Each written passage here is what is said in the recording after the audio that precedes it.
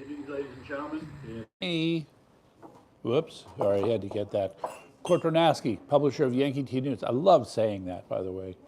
Coming to you from the world famous Parkway Diner in Stamford, Connecticut, this Monday, December 8th, the year of our Lord 2025. Now, place I'd actually like to start for our fellow Connecticut residents is the fight has only begun, okay? The fight has only begun.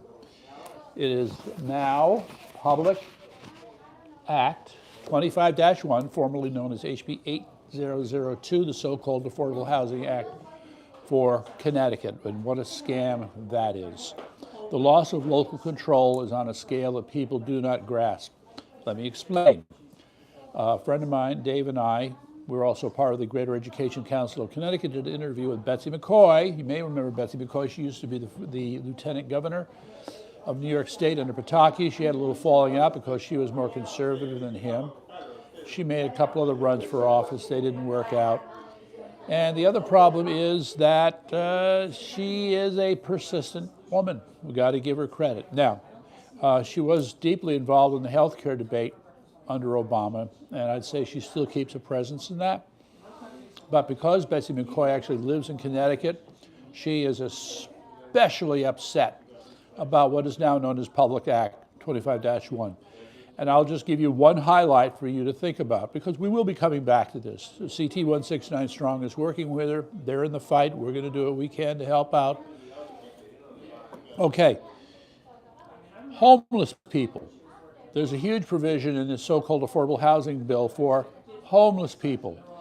And there's going to be a fight because the state has vagrancy laws, and I do believe those vagrancy laws are constitutionally protected. However, tell that to Ned Lamont, who signed the bill, and the whacked out communist legislators that we have who call themselves Democrats. One of the cute features is they will basically encourage homeless people to stay in place, and to help them stay in place, there'll be a truck that comes out every so often with showers and washing machines. That's right, showers and washing machines for the homeless so they can stay homeless and occupy public spaces against local laws. That's our state of Connecticut government helping you out. So that's just for openers, and it gets worse from there, I can assure you, all right? So just hold that thought in mind. Meantime, where did I put him? Where did I put that persnickety guy? That persnickety guy. Yeah, the problem here is, all right, we're going to be coming back to this theme, by the way. Could you please put that up there, Eric? Thank you. You've heard it before. There's a nice graphic of it. And it's something that applies to many players, let's just say. Okay, so I will be coming back to that. Where did it go? Give me a moment here as I think. In this context, okay, also, I just have to say it, okay, Maduro, our favorite friend down in Venezuela, apparently has learned well from that famous military philosopher Sun Tzu, who, among other things, said, when small, appear large, okay? So that's exactly what the Venezuelan army has been doing. They've been putting on big shows, as I say, puffing up their feathers. And let's see if I can find a nice little takeaway quote here. So more than 5,600 fighters stood in formation, declaring themselves revolutionary socialists and, above all, ready to fight. Yeah, we'll see how that goes. But as we know, anybody who understands this stuff, this is a recipe, unfortunately. All right, since I'm on this story, I'm going to keep going with it. Forgive me. People who are criticizing the move against Venezuela remind us, of course, of what happened in Iraq and Afghanistan. And for that matter, you might as well throw in Vietnam too. Because in each of these cases, America, as the invading force, ended up having to battle counterinsurgencies. And I think, as we recall, it was especially bad in Iraq. All right, so I have a retort to that. The issue in each of these cases is that America, AKA the CIA, had virtually no presence to speak of in these places. I'd say that was especially true in Iraq. You know, we didn't really have that many translators. We really didn't have that many people who had political experience in Iraq to help shape the direction of that country after we got there. And given the fractious nature of Iraq to begin with, between the Kurds, the Shias, and the Sunnis, there might have been a few other ethnic groups thrown in. Well, wait, do we think of Shia and Sunni as ethnic groups? Yeah, they're religious fractions. Yeah, we'll still call them factions. Anyway, Venezuela, I offer, is different for the reason I might have just suggested. Our connections with Venezuela go much deeper than they do with Iraq, Afghanistan, or even, that's right, Vietnam. Okay, so what does that mean? So let me just start with the obvious one first. Let me think now. You know, the CIA might have had some kind of presence in these other countries, sort of. But you know what? When it comes to Venezuela, I believe the CIA has been there forever, and for a lot of reasons. So I think their knowledge of what's going on the ground is a lot better than others. So to wit, this armchair general will pose a simple question. What about your own militia? If you've got people who have paramilitary capabilities like the CIA, who work with military branches like the CIA, and who have these long-standing relationships with people in Venezuela, why is it that they cannot start their own, quote, movement or militia that can serve as a counterweight to the counterinsurgency that will likely result from an invasion? Do you hear the crickets, Eric? Yeah, I hear the crickets too. Yeah, I don't know. So I just had to throw that in there for your consideration, folks. And yes, so this applies to both players, just saying. Now, the other hot item here, I just want to remind you, you may have been listening. So, you know, I have a funny take on Jeffrey Epstein, I have to admit. My funny take is somewhere deep in the bowels of some database or some organization, there resides information that will really blow this whole thing wide open. But until then, we'll have to satisfy ourselves with stuff like this, okay? Right? And stuff like this, okay? So I find it very interesting. These are two different worlds, okay? The grand jury information and the bank records. A lot of us have been saying, with Epstein, you got to follow the money. Some of that has done, but not nearly enough. So now if, was it JP Morgan and Deutsche Bank are going to release those records, then yeah, JP Morgan Chase. So if they release those records, can we expect to get real insight into who the victims were, who the perpetrators were, and what kind of relationships were established in the course of carrying all of this out? We want to know, okay? So that's all I have to say on Jeffrey Epstein for the moment. Meantime, okay, this really gets me. Okay, how many times, ladies and gentlemen, how many times something happens and some element of the government says, oh, we knew about that all along. Yeah, we were on the case. Yeah, we were on top of it. Well, like hell you were. Okay, so where are we now? Minnesota officials saw signs of massive fraud. That would be the welfare fraud and Medicaid fraud and Medicare fraud and all the other kinds of fraud being perpetrated primarily by the Somali community even before COVID hit. So it would be even before 2019. So we're talking 6 years now. 6 friggin' years of this fraud going on, and now, all of a sudden, we wake up.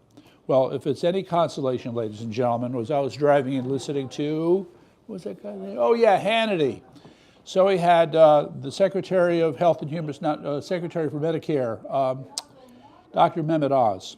And Mehmet Oz was really laying it out that they, quote, are aware of all these things, and they're already in the process of putting pressure on, at least, I mean, for openers, Minnesota to fix this mess.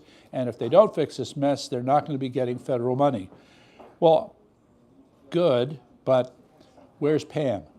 Do you know where Pam is? I don't know where Pam is. Probably getting a bikini wax. Oh, that might be it, yes. Pam's getting a bikini wax. Got to keep her looks up. Yeah, because she just doesn't have time to bring warrants to arrest people in the Somali community, now does she? Now, supposedly DHS is doing something, but I'm still skeptical because, by the way, ladies and gentlemen, another theme, stay here, wait, don't go away. Another theme is that, you know, the people who run the Trump administration have been running the show since, I'm going to say, April 1st. Give a little, you know, after getting appointed and figuring out here's the office, where's the bathroom, that kind of stuff.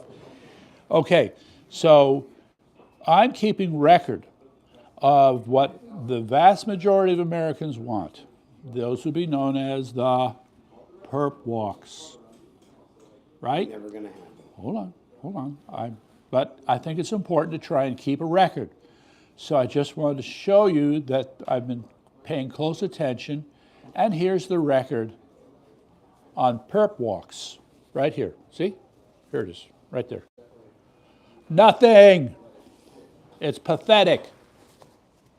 Pam Bondi, you should be ashamed of yourself. No, I'm sure there are all kinds of excuses about being careful, collecting the evidence, and making sure you have an airtight case and all this crap, and finding the right judge. And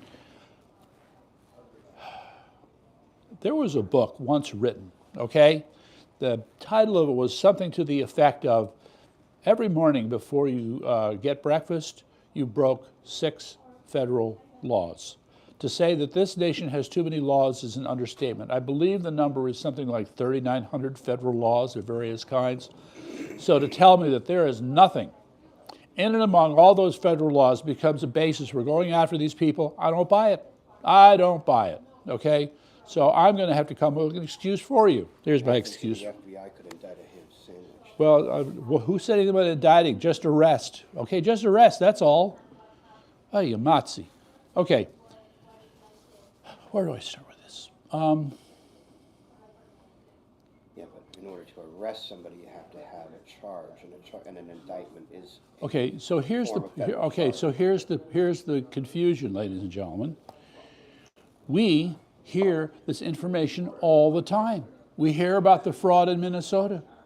They throw dollar figures on it. They talk about how long it's been going on. They've talked about how people have benefited from it. And for all of this, there's no one to arrest? This is unbelievable. Okay, so we'll just rinse and repeat. You can think of any number, the Russia hoax case, the election fraud cases, it goes on. Tina Peters, okay? Yeah, Tina Peters, we got a discussion there too. Anyway, all right, I got to keep going.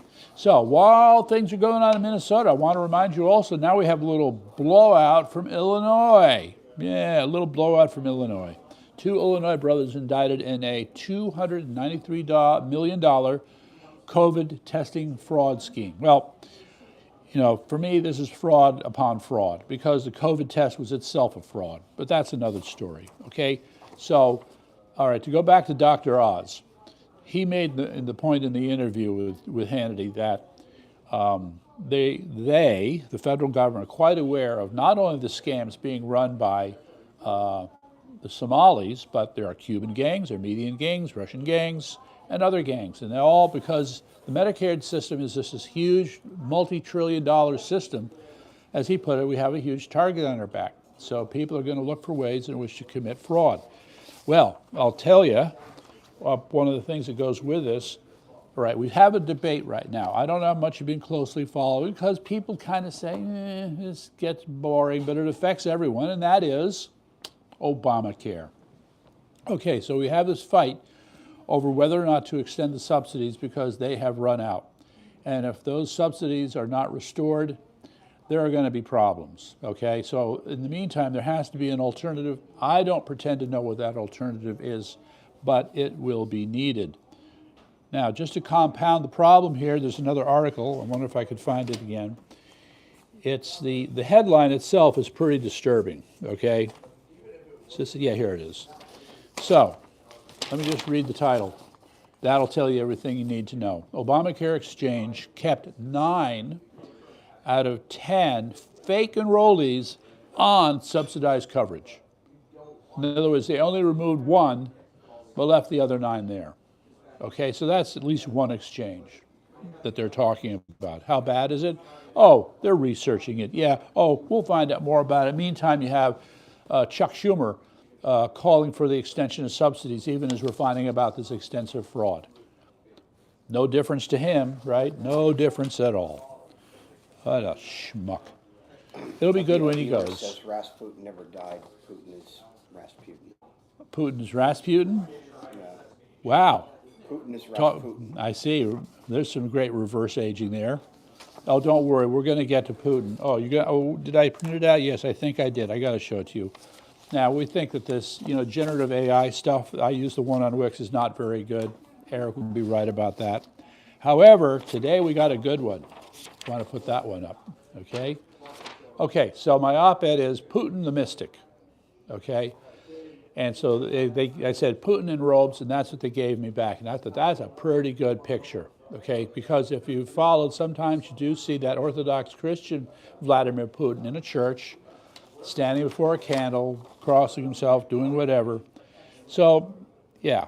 Should I get into this now? Yeah, why don't I? There's another, all right, so my argument very simply here in this op-ed is that there are mystical beliefs that inform Orthodox Christianity, Russian Orthodox Christianity. Part of it, like many of these other elements of Christianity, are rooted in influences from, yes, quote, pagan beliefs.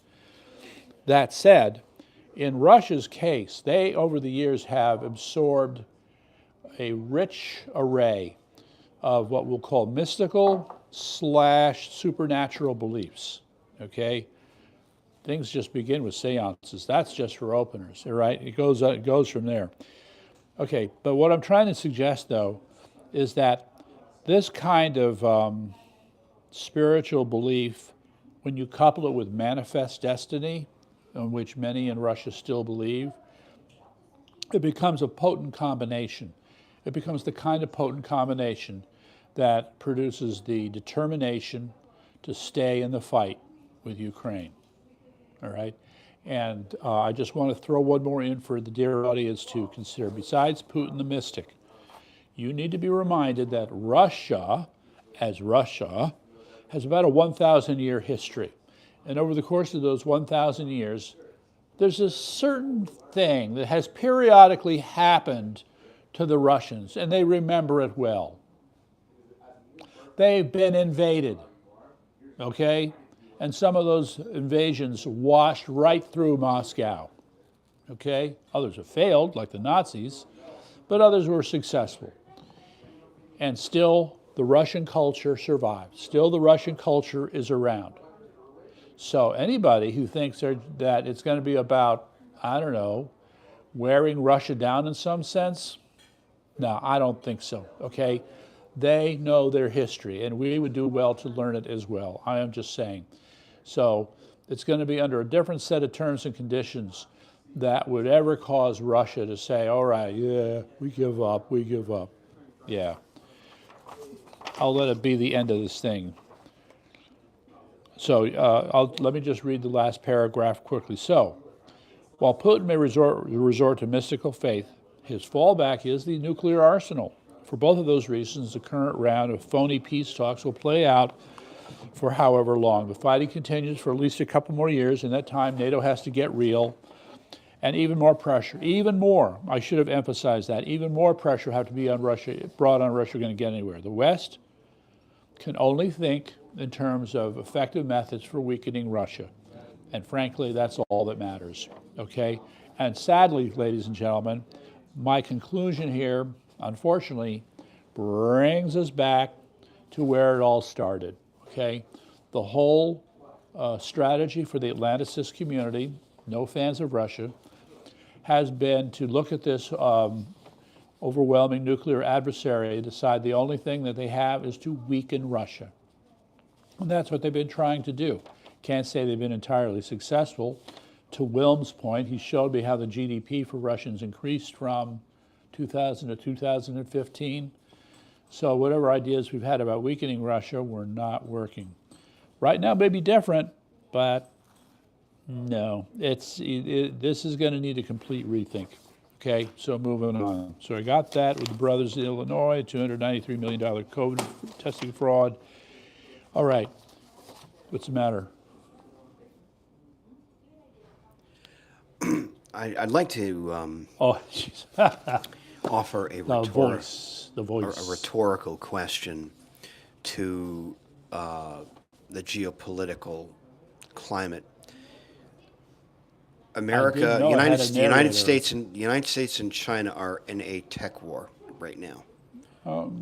That's on the surface. I mean, it's important. Well, no, but yes, the purveyors of very advanced technology are coming out of America.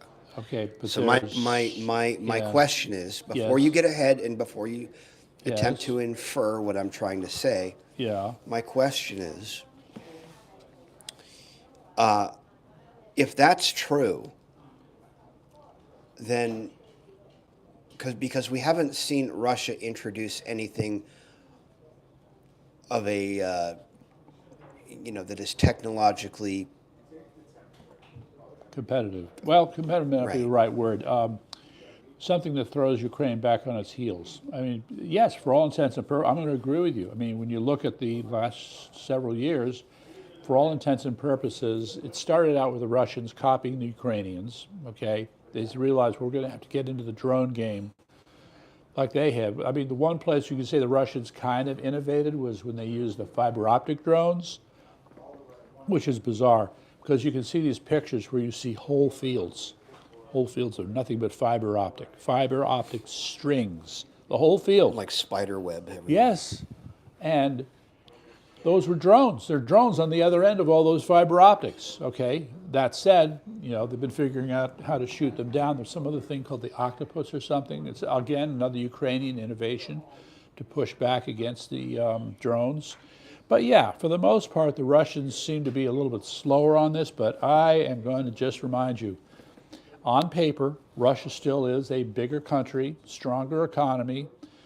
They have more research, to turn to, and you can count on them to keep on ramping up production of drones. And by the way, I made this point last week, it needs to be made again.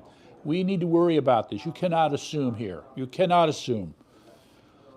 The report is that on the one hand, Russia has been pulling out of every warehouse and storage place and museum any armored personnel carrier they can find.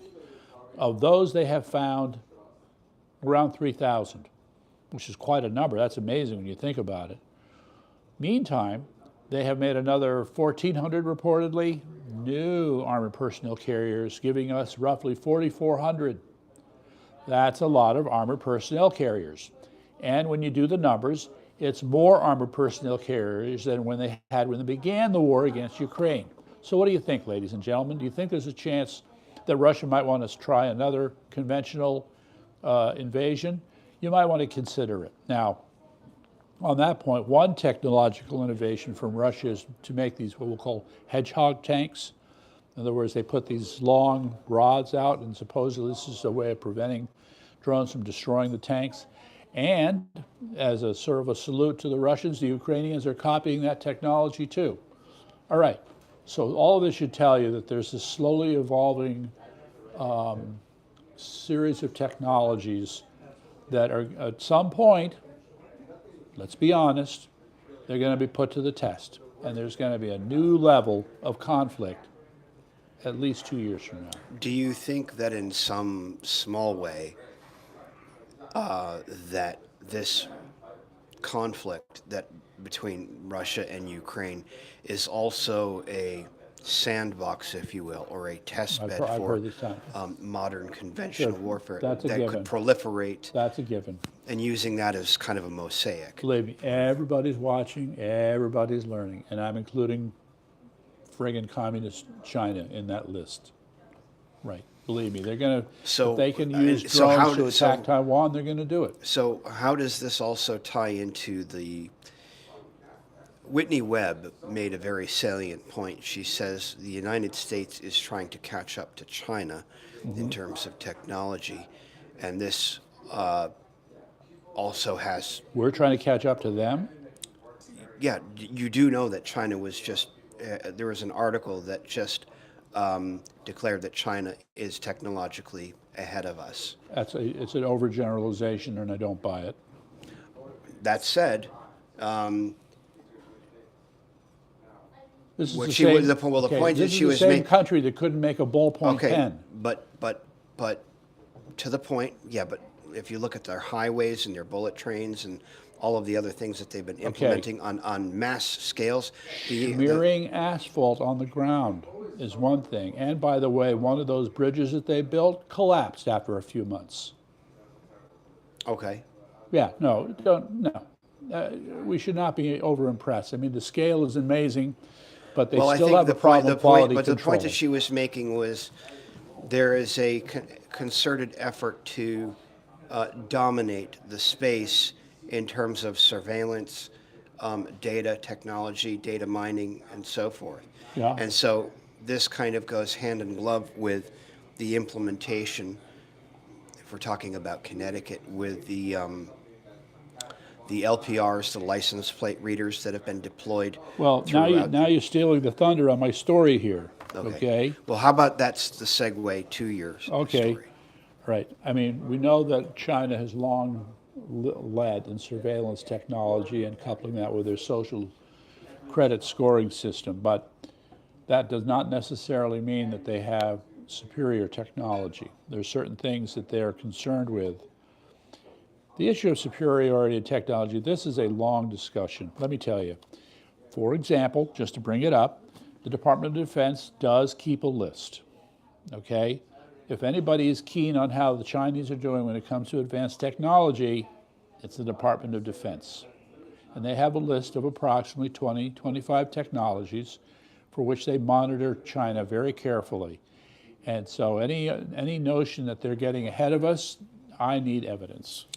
So this kind of dovetails with a query that I made with AI. Yeah. Well, two things. The government, the DOD, and other factions in the government are actually... The Department of Defense is a faction? Well, whatever you want. But anyway. Interesting. Let's... so all of these queries that are being put into ChatGPT, into Anthropic, into Perplexity, into all of these things, and it's a mass basically what they're doing is they're using all of these platforms to compile as much data as humanly possible to derive ideas and to see what types of queries people are putting in. What you derive depends upon the question you ask. You know, stating the obvious, but my point is... Ask the wrong question, get the wrong answer. Well, right, but so what our government is doing, and I'm certain that China is well aware of, that these AI platforms that have been made public are being used as a platform with which to gather yet more information and data and to compile it. Sure. I mean, this is just part of the same running thing that we bitch about how the Chinese are stealing everything that isn't nailed down. Right. Yeah. So this to be no surprise. Let's jump to this other story here then. 11 signs that our world is rapidly becoming a lot more Orwellian. By the way, one of the comments from one of the people who read this article was, becoming? Yeah, like we're already there. Okay, if you're complaining about license plate readers as a part of a surveillance system, too late. It's already in place. Right, Eric? All right, traffic cameras that give you speeding tickets for which you have no recourse in the courts. Too late. We already have it. How,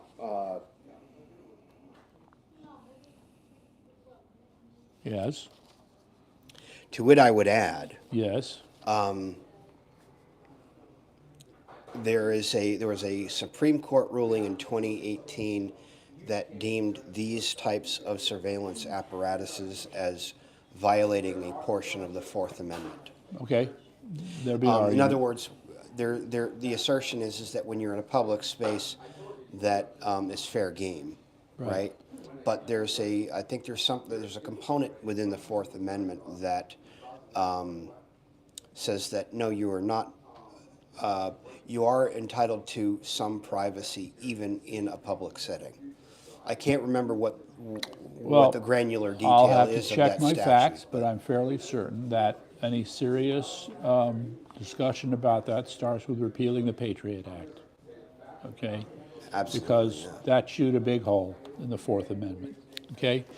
So, just quickly, UK authorities are rolling out a countrywide facial recognition system. That sucks in a country that's pretty much gone as far as we can tell. Of course, monitoring social media is out of control. So let me give you an example. If you do not believe that thought crime is real, just consider the next example. 11 police officers barged in and arrested a 34-year-old woman who was sitting naked in her own bathtub because she used offensive words while texting another woman on the phone. Now that is surveillance at its finest. All right? What country was this in? UK. They're done. There has to be, I'm sorry, there's going to have to you're be going- some if- revolution, some civil war, some pushback. I mean, it's hard for the public to organize in a coherent way to create a, quote, counter-government. But I don't, otherwise, yeah, you're screwed. And then, okay, well, then French President Macron wants to control the media outlets that'll be allowed to speak to the public. Okay, that's one. Then there's the fight that's going on between Elon Musk and the EU. You might want to keep that in mind. All the stuff about bank accounts being shut down, it hasn't gone away. It hasn't gone away. I don't see any. Have you seen anything other than the banks trying to apologize and backpedal? But no, they're not. No. Anyway, India wants to require that phone location services are always on so that the government can track people on their phones wherever they go. Well, we already have that in this country, so I don't understand what the problem is. Journalists in the Netherlands tested AI-powered glasses. Oh, yes, that can instantly identify strangers on the street. Yes, you may remember, was it in New York? I forget, where this woman who was wearing these Google glasses and somebody ripped them off and destroyed them and everybody there cheered? I think it was a subway in New York where that happened. Anyway, I think you get the idea, ladies and gentlemen. Nationwide digital ID being introduced in the UK. So in various ways, we can see that surveillance systems are encroaching on us to ever increasing degrees. We have to fight back. I mean, what else? There's so many other things to fight, and then you got this too. And it goes on. So the link is up for that. Go to our website, yankeet.news. You'll find them. You'll find them. Okay, now I just want to take a minute here with the good old pipe bomber. All right. I've started out with the following problem. Darren Beatty of revolver.news has been the leading researcher on the J6 pipe bomb incident from the very beginning, okay? And he has pulled together as much information, reported on it as best he could.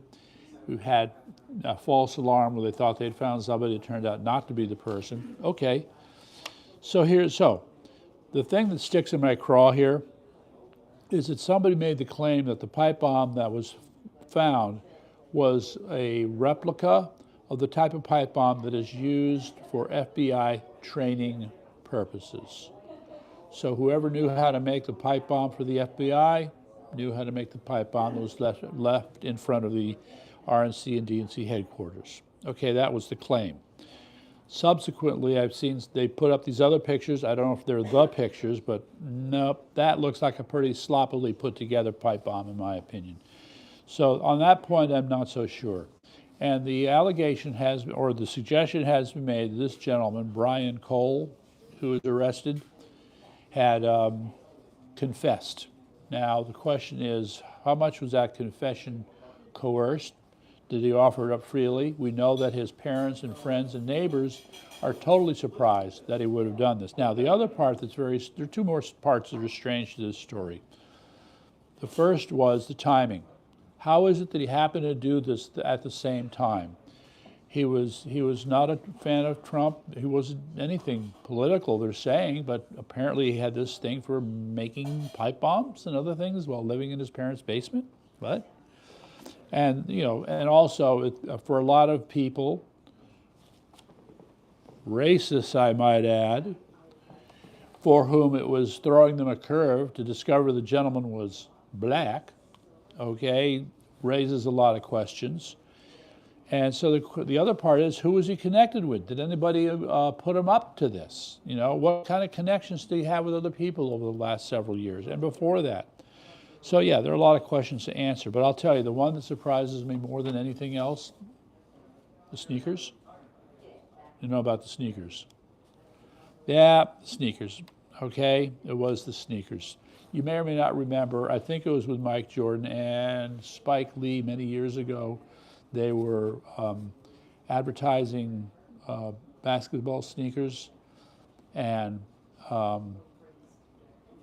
you kept having Spike Lee interject himself in the ad, and he would say, "It's the sneakers." No, it's dunk another ball. It's the sneakers. All right. So in this case, it's the sneakers. They're a $300 pair of Nike. What was the name again? Air Max. We got the name here. Let me see. Nike Air Max Speed Turf, men's, size 10 and a half size shoes, black and yellow, for $300. So this guy, who lived in a basement with no visible means of support, somehow went and bought a $300 pair of sneakers. And this is evidence that's been sitting on their desk for quite some time, all right? Because the photographs, they zeroed in on the sneakers and they were able to figure out which ones. And somehow there was no need for Biden's FBI to try and figure that out. All right, questions that remain to be answered. Meantime, okay, 2 groovy minutes. Let me see, where do I want to jump on this? I'm going to save the best for the last, so you got to stick around. Okay, the hot item here. When you face up to the facts, corruption is everywhere. You have corruption in Russia, in Ukraine, in Europe, in UK, in America, to varying degrees and types, but you got corruption. I just spent a whole thing here talking about what happened with the Somali community in Minnesota and finding out there are many others too. So why should be surprised? But we do have a comment here from Donald Trump Jr. saying that 50% of supercars in Monaco all had Ukrainian plates. Okay, it's a small place, but that's still a lot of cars. So you had a bunch of people who've been taking American money and buying Bugattis. There was another brand he mentioned, but you get the idea. Pagani, Bugattis. Koenigsegg's. Sorry? Koenigsegg's. Oh yeah, boy, if they had those. Ooh, that's some car, let me tell you. Okay. Should we say, screw you, Ukraine? There are so many problems with this discussion. And just to make the point, okay, on Russia, I want to say this, finish it, move on. Wait, all right, let me just, before I get to Russia, all right, you have to remember that Norway is chipping in through their sovereign wealth fund $2 billion. $2 billion, okay? And there's a debate, but I've been fighting with Willem about this, that Sweden has devoted effectively 25% of its defense fund to sending aid to Ukraine, 25%. Okay, what does that work out to be? A few $1 billion. So a few billion from Sweden, a few billion from Norway. Others are expected to help out. I want to believe that slowly but surely Europe is getting its act together, but there's a lot of reasons to believe they're not too. All right, so all of this said, okay, now we have a report. It's perhaps one-sided. You know, I've tended to say a lot of things that tend to favor Ukraine. Here's one that does not. Rapidly gaining territory in Ukraine. Okay, okay. Well, what were they talking about? So here's the thing. All right. I love this picture. See if you can get it in place here. All right. So we're all excited now because suddenly Russia gained 200 square miles of territory in a month in Ukraine. Could you please put that picture of Nevada up there? Okay. That's Nevada, and you see that little darkened area? That's Clark County, and it explains quite clearly at the rate of 200 square miles per month, it would take Russia 3 years to conquer Clark County. No, just Clark County, that's all. 3 years, okay? So let us not fool ourselves. Yes, 200 square miles does seem like a fair bit. That would be 4 Greenwiches, or 4 Stanfords, roughly. And, you know, they're pushing harder, but no, let's not fool ourselves. The Russians are having issues. They are still having issues, okay? Now, let me just go to the food additive of the week quickly. Xylitol. Now, I get confused with erythritol, but I think it's, yeah, no, it's erythritol. All right, so here is a synthetic sugar or sweetener. By the way, ladies and gentlemen, be careful, check the packages. This is poisonous to dogs, okay? This will kill your dog, just so you know. However, so it's interesting because when you put up the, when you look at the account in Wikipedia on xylitol, they talk about how it's fairly safe. However, from the Cleveland Institute, Cleveland Clinic, they have research, they talk about showing that if you have much in the way of xylitol, it increases the platelet count on your body, which increases the risk of heart attack. Platelets can stick to the inside of your arteries and form plaque, and the plaque builds up, and that leads to a heart attack. So xylitol would not be a good idea. Not a good idea, okay? And let me just, one more thing here, I think. Oh, yes, this, I've saved the best for last, okay? The national security strategy, all right? There's been a talk about this because this 33-page document was just issued by the White House, and this is their rethinking of how they see the world in terms of political, geopolitical, and military and economic strategy going forward. And the part that has a lot of people disappointed is that President Trump is not being very nice to Europe. Plus, a lot of people are starting to say, you know what? We think that Russia either has something on Trump or he's been bought out by them. And we can have that thought. But I want to offer, as my parting thought for this evening, the notion that President Trump, for one thing, is looking at Europe and saying, you guys, you got to get your act together. And the main reason that you're not getting your act together is because Daddy, Sugar Daddy America, sticks around too much. So we're not going to help you out much anymore. You're going to have to get your act together. And if I may add as a little prod, a little something to poke you, I have a few nice things to say about Russia. So chew on that. Chew on that. And on that happy note, I'll see you next week.